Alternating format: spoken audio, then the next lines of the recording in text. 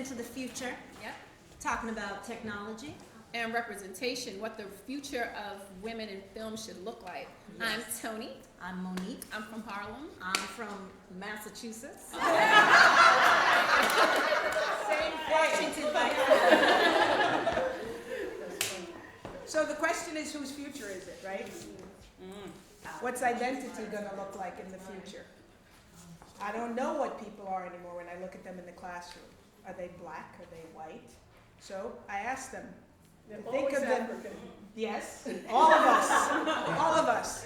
So I asked them to think about, they are, by identity, a composite of all of their experiences.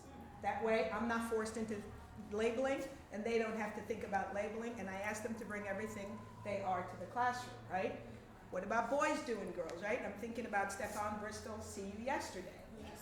What was the character's name? CJ Walker. What does that remind you of? Madam CJ Walker, right? When you see a Spike Lee film, 40 Acres of Mule, the past does not leave us. And it's not going to leave us in the future either. It might save us, but it won't leave us. Well, when I think about the future, right, I have to go back to like Hillary Clinton when she was running for president. I'm still sad about that.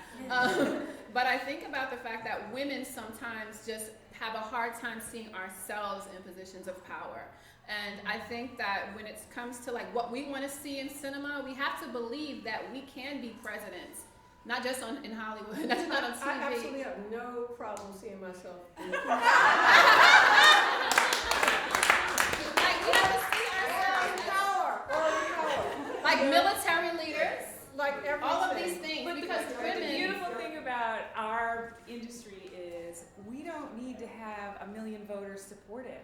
We want a black woman president. We write it. Right. If we can imagine it and we can feel it, we can create it. That's our business. Also, and we I see us could change running the our world own that companies. way. I see us running our own companies. We are changing. We are running, but it's also who are you working with? I wanted to also shout out to, our girl Tamar Kali, doing a composer for Greece, the female composers. Like, who do you bring with you? Who are you working with? Who are the DPs that we're bringing along? Who are we training? Who are we supporting? And what stories are we telling? What stories are we telling? How courageous are we getting? Have you guys seen the photograph yet? Yes. Issa Rae's new film just came out yesterday. It's the first time I saw a black love story where they're just being. There's no trauma. There's no drama. They're just being, and it's quiet, and it's just like, oh, it's just a day, and just these two people that can get lost in the crowd. And we want to see more of that. That's a window in the future, but the main thing is we have to control the ability to make the films, distribute the films. Yes. That's been one of our big things, forever. Just distribution. We can make the films, we can produce the films, we can write the films, but we really have to build something where we can distribute the films without anybody telling us we can do it. We also need to be in the positions of leadership to hire young people of color and bring them up. The editors, cinematographers, VFX people, obviously behind and in front of the camera. But then that means as producers, we have to raise enough money to be able to afford those line items. And that means the distributors, you have to understand that when we have budgets, it's not just for us, it's for everybody we're bringing along. Which is what you guys are doing, right? At Harlem Film Center. No company. At Harlem Film Company. I also think we have the ability to imagine new genres and think about our performances in different aesthetic spaces. Look at Regina King on, an HBO series like Watchmen. Think about all of the ways in which sort of black girls can be the future and sort of imagine different worlds through sci-fi and fantasy, but also through rom-com, right? There are all of these different tools that are available to us.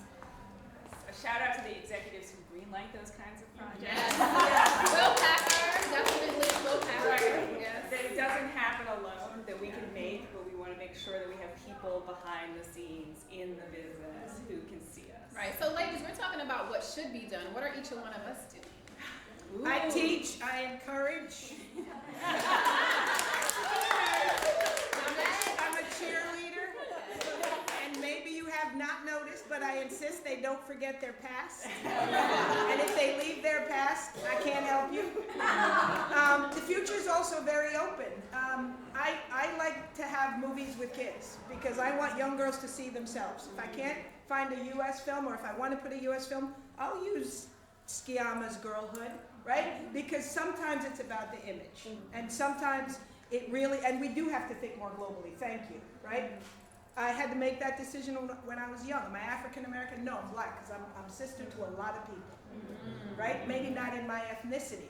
So I'm a cheerleader, but I ask that people think about the history that came before them, and that they be in conversation with the work that's going on now, and that they think about what they are, right? What they are as artists, right? I ask every artist, who are you? What do you want to say? How do you want to say it? And what do you want from me? What do you want from me becomes very important, right? And so I'm in a whole nother world because I see student films that may never see the light of day, but are the future. They're not somebody else's future, but they're my future. And I think all the teachers feel that and see that, right? We have seen the future. Hasn't gotten up there yet. So just to piggyback off of what you said, as a professor, I try to encourage my students to imagine a future, whether as spectators or as media makers, that isn't beholden to a perceived trauma of the past. Yes. That it's not always about recuperation, partly because we don't understand what the past was. We talk all day long about the problem of black women being stereotyped as maids, which is undoubtedly true, but we don't talk about like Teresa Harris and what that maid character looks like when she's holding court with Barbara Stanwyck, right? How do we sort of reimagine what the past was to imagine a future that isn't always about rectifying past wrongs, but envisioning something that approaches liberation or approaches creativity. Yeah, and humanity. And humanity. Well, as a creator, I want to embrace all things that are me, right? All things that are a black woman, which is sometimes I am a little ghetto, and that's okay. Sometimes I am mad, and I think that, there's all these layers. There's all these layers to us, and I feel like a lot of times we have this pressure, like there's this burden of representation, and, it just stops us from really creating from a full holistic place. So, and I'm also trying to see the genius of the woman next to me. Even if I don't know her, I want to know about her and her projects. that's what you learn being a teacher, is not to judge. Not to do this negative, positive image thing, right? To welcome what someone creates from their authentic place. Can we take that out of the classroom, right? Right, because the Can we real take world, that out of the classroom? right? And I think that's where community comes into place. But we also have to deal with the reality of the institutions and the infrastructure and the business. And we walk in a room and we don't look like somebody else's idea of what a director should look like. They peg us as the maid, as the hooker, as the whatever. That's a reality, right? That's a reality. And so not to take it on in a negative way and to have vigilance, right? Because the story, and find your tribe. I keep hearing that we are getting validation from outside. That's where I get money. Where do we get money? Yeah. Money. But I don't care if it's grants. I don't care if it's progressive. I don't care if it's conservative. We build something that doesn't allow for that. That we can go outside of that. I mean, we can do that. They built it. Why can't we build it? Well, we also need to build within our communities the ability to support us. Yes. And I think that a lot of the people that have wealth and power in our own communities are not supporting the arts. And I think that's a problem, so we need to work on in the future. And a lot of these diversity programs, it's a lot of smoke and mirrors, a lot of these, directing programs, it's like they're really still putting in people that they know. So you do your application and you're stressing, and they're really it's very like ancillary, like. But what if you're beyond the point of entry-level mentoring? What if you're mid-career? What if you're beyond mid-career and you're still trying to find your way, your voice, your tribe? Well, that's on us. Yeah. That's on us. That's on us, I believe. Nobody's going to do it for us but us. It's also what you want to make, and I'm just like with all the diversity. I make dance films, experimental films. I find money. Every time it's a different Who do you thing. get the money from? I'm curious. Okay, so I won't take it from you. I want you to have it. every time it's a creative, it's good, but every time it's a creative process. So I did, the last was a documentary. I went and said, I'm going to ask all these places $5,000. Are they institutions? Are they people of color? Are they Institution, bank, insurance company, and I just hit Are you $5,000. cold calling, or are you just walking up in the office? Networking. Spaces like this that networks, But right? it's also figuring out where your Solidarity. film fits in and who your audience is. So if I make a little film which is about yoga in Curacao, and it's for a community, I know who I want to see it, and then I find those community organizations that will support it, and they do. So every time, it's not like, oh, I'm making this film. Every time it's, okay, how will this work? If I'm doing a thing around aging, who is that, right? And so it's every time it's figuring out, but also what you want with it. Right. Because we're just talking about that too. And on that note, Yeah. we have just reached our time. Oh, But yes. the final word goes to No, I wanted us all women to name our privilege. Mine is being a teacher and honoring and helping and mentoring a lot of people of color, not only for pay, but also for free, because we run free artist programs. What is our privilege? Because we have privilege, which the second question is, what are we going to do with it, right? So what's your privilege? My privilege is looks, right? And being Yeah. being a native New Yorker and understanding that, like, you know, I get in certain rooms because of the way I look. Sometimes it doesn't really mean anything, but I also know, just as a black woman, how darker skinned women are perceived and treated Right. differently than me, and Right. that's actually in my work and my web series Potty Break coming out soon.